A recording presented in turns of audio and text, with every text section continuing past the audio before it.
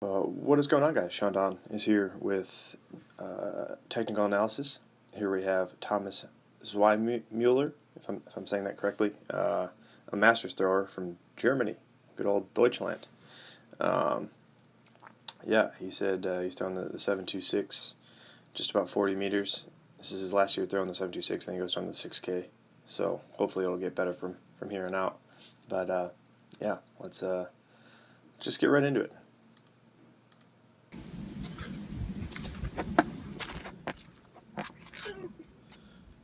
Decent. Very decent.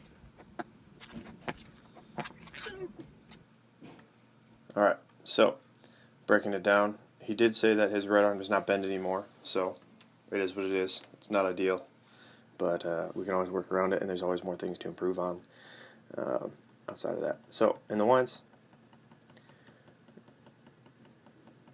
looks pretty solid.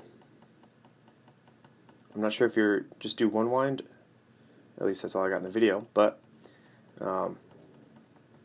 definitely a different technique to use. But immediately, so in these winds, you want to set up and have more weight. So this shift to your right, yeah. So the shift to your right to the screen left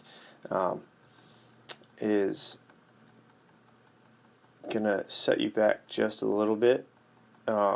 So when you do that, this kind of shifting back and forth in the winds, it makes your weight just a little bit, I wouldn't say less stable, but you're more likely to, once you already have that shift to the right, you're going to continue to shift to the right throughout the throw, and I think that's what I saw based on the other two times I went through it. So when you do wind, try to keep all of your weight on this left side if you can, or more weight on your left side. I said maybe like, whereas in this position right here, it's probably like 60-40, so 60 on your right side, 40 on your left side. Try to keep like 70% on your left side and 30% on your right side. That'll help set up your axis better. Your axis being your shoulder, hip, knee, ankle, and left heel. So this whole left side is that axis. You want to keep as much weight there as possible, within reason, of course, and that'll help set things up better. But so like I said, so you shift to your right, and then now you're back to your left, and then as the ball goes left, you're going to shift back to your right. And boom, as you can see, and you're coming off the heel, so that's kind of standard in a way. It is hard to really get out over that left side when you start off the heel. Not to say that you need to start doing a toe turn or anything, but just keep in mind the more you can solidify this left side. A good guy to watch is Valery Pronkin. He's a 3-turn Russian thrower, and he's quite large, and he's a very good athlete. But I think in terms of what a heel turn off the start should look like is his. He does a very good job, I think. But yeah, so like I said, more weight on that left side in this very first, or in the entry. And then you want to keep this left hip right here. You want it to stay right there, ideally. Alright? But then you can see as the ball comes through zero, you shift back just a little by little each frame. But you do a very good job of sitting into your legs, bending your knees. Unfortunately, your posture just does get sacrificed a little bit because of the heel start and because of that shift back. So you can see how much that left hip shifts back. Maybe I would say on the start, try standing up just a little bit more. That'll help, or not straighten your legs as much. That'll help keep that left hip where it is. The more you want to sit down and sit back, the more likely you are to shift that hip back, and the posture breaks. But otherwise, you do a good job. Your head's leading just a little bit. Try to let the ball pass a little bit more. But outside of that, you do a pretty solid job turning your left and right side together with the ball. The biggest thing in this entry is just this shift backwards, how far your hips go back, and then your shoulders are a little bit slightly forward. So like I said, it all kind of comes back to those winds, having too much weight on that right side, and then that comes back and bites in the butt a little bit here as you shift back again to the right. You probably have more weight on this right side than you do the left side, but overall pretty balanced. I've seen much worse. Your left foot isn't too far ahead, and your right foot is more or less with the ball, so that's very good. Good single support. Right foot comes up, his ball's about 90 degrees, it's solid. But you do sort of step around. Ideally, and this is once again a result of that posture breaking, hip shifting back, you want to kind of think about stepping forward towards the sector. So right as the ball gets about here, you want to think about driving that hip towards the ball and stepping in the direction of the sector rather than stepping around. I think it's a common misconception that people need to think they need to step around in their first turn and land exactly where their right foot was before, but I think once you do that, you're going to land late, and once you land late, your left side is going to take over. So the earlier, not necessarily the earlier you can catch, but you just need to get more linear in this first turn. Like I said, drive that right hip towards the high point of the ball, step forwards, and then from there, that'll set things up better. I like the heel catch on this first turn because I think that brings your hips back in and helps stability and posture just a bit. And then from there, yeah, it's just kind of the same stuff as you saw in the entry. I think getting more weight on that left side in the lines will help out more because you see this left side just shift back a little bit in each turn. And it's not huge, but it definitely affects your throw a little bit, and it's just it's some inefficiency that you can work out. So going back to the entry, coming through, you see that shift back, and you step around, and like I said, because you step around, and you do catch pretty early in terms of the ball's just past 180, your posture, like I said, is pretty good. Shoulders could be back a little bit more over this left side. Once again, I feel like a broken record, more weight on the left side, so keeping this left shoulder behind this left hip will definitely set things up so you can get to work earlier. Whereas right here, you need to wait just a little bit, and then you don't really start working the ball until about here. Whereas if you were to catch more back on that left side and hold this left side where it is, once again, left shoulder back over this left hip, over this left heel, and if you use that strong right leg, strong right side to work the ball around and keep this, so like this left side axis, if it stayed right here, would be perfect. But it shifts back. The hip goes back, shoulder goes back a little bit, shoulders come forward, and you can start to see here, like I said, this left side leads just a little bit more, and this right side gets left behind just a little bit. So like I said, that stepping around kind of causes you to, there's a latency period. So like you'll catch early, but then you can't really get to work until it's a little bit too late.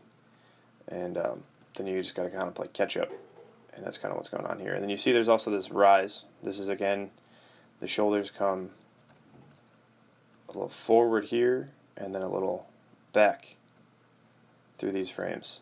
There's a little lifting through the shoulders. Once again, that's a result of posture breaking, so what goes up must come down, what goes down must come up, so your shoulders go down here, and then shoulders go up there. The more you can solidify your posture, the more you can keep your hips underneath and your shoulders back over your hips.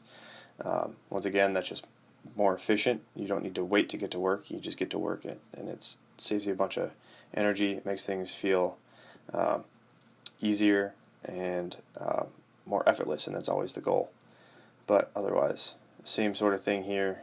There's a little rise. You can see you come up on this left foot just a little bit. Same thing, just a little inefficiency. Try to stay down. And then, yep, same thing in this going into this final turn. Land just a little late. Not necessarily late. Once again, the ball is just about 270. Perfectly fine. But posture is worse here. Excuse me, need a water break.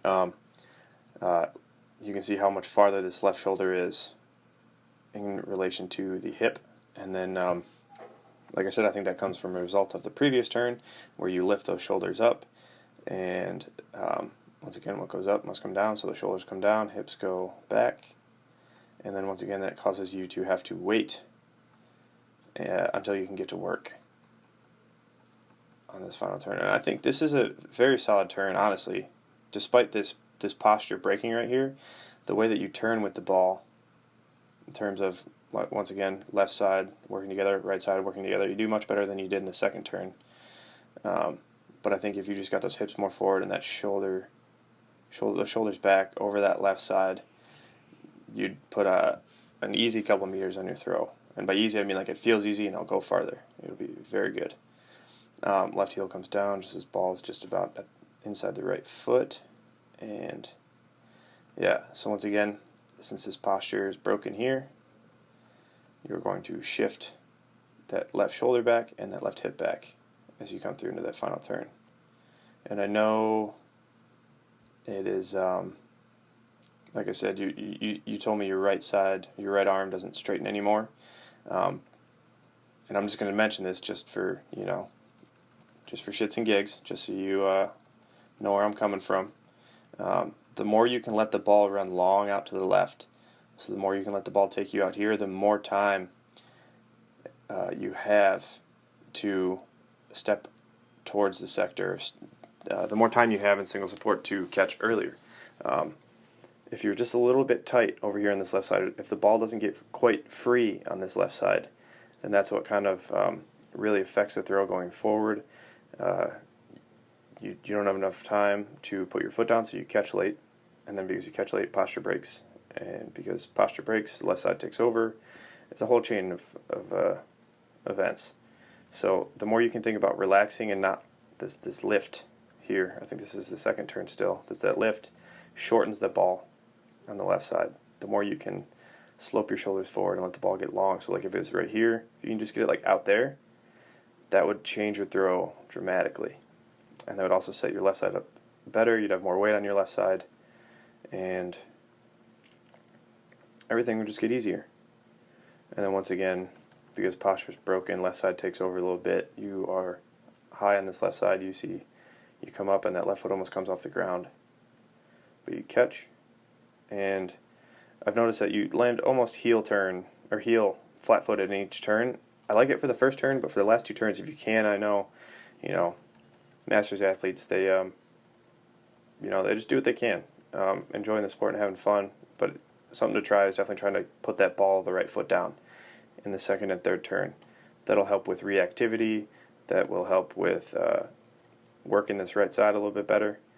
Once again, the more you can work the right side, the less their left side has to do, and the less the left side has to do, the more free the ball gets on the left side. So then as you come through on the finish, same thing. This is a result of that left side being overactive and having more weight on that right side. This left side comes off just a little bit, but overall, pretty good, Thomas. I think if I can move like this when I'm 49, then I'll be happy, because that's just awesome. Yeah, just some small inefficiencies in there that they add up, and the more you can knock each of them off the list, the much more efficient, the much more easier the throw is going to feel, and the farther the ball's going to go, and that's what everybody wants. So, yeah, you can just see the posture breaking a little bit, shoulders going forward in double support. But yeah, all right. Well, I think that covers everything.